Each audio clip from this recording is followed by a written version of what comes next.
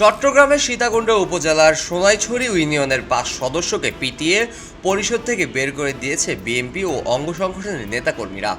মঙ্গলবার দুপুরে পরিষদের কার্যালয়ে এ ঘটনা ঘটে। আহতরা হলেন ইউনিয়ন পরিষদের 1 নং ওয়ার্ডের সদস্য মোহাম্মদ সোহেল, 3 নং ওয়ার্ডের খায়ের হোসেন, 4 নং ওয়ার্ডের সিরাজুল ইসলাম, 6 নং ওয়ার্ডের নজরুল ইসলাম এবং 9 নং ওয়ার্ডের রবিন চৌধুরী। এতে নাজেহাল করা হয়েছে ইউপি সদস্য ওহিদুল আলম, মহিলা সদস্য শাহনাজ, রোজিয়া আক্তার ও ফাতেমা বেগমকে।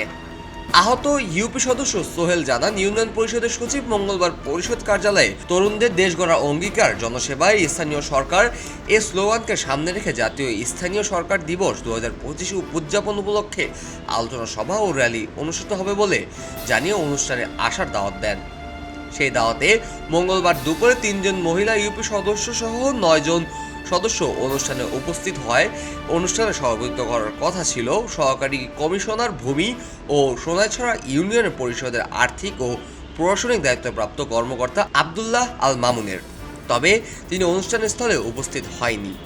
তিনি সহ আহত অন্যান্য ইউপি সদস্যরা বলেন, সোনাইছড়ি ইউনিয়ন যুবদলের সাধারণ সম্পাদক মহিউদ্দিন মিন্টু, উপজেলা ছাত্রদলের যুগ্ম আহ্বায়ক মোহাম্মদ শাহেদ ও যুবদল নেতা সোহেল, শ্রমিক দলের শহর আলী নুরুদ্দিন নেতৃত্বে বিএনপি ও অঙ্গ সংগঠনের অর্ধশতাধিক নেতাকর্মী ইউনিয়ন পরিষদের কার্যালয়ে গিয়ে উপস্থিত ইউপি সদস্যদের পিটিয়ে ও লাঞ্ছিত করে পরিষদ থেকে ঘাড় ধাক্কা দিয়ে বের করে দেন।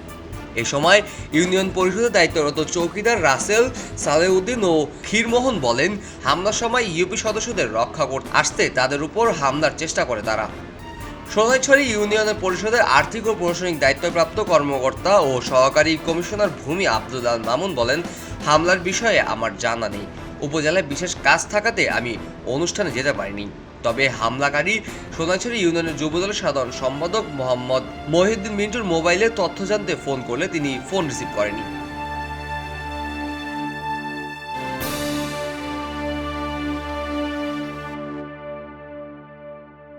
পক্ষপাতের ভিড়ে আজ থেকে কোনো পক্ষ নয়, খবর হবে নিরপেক্ষ।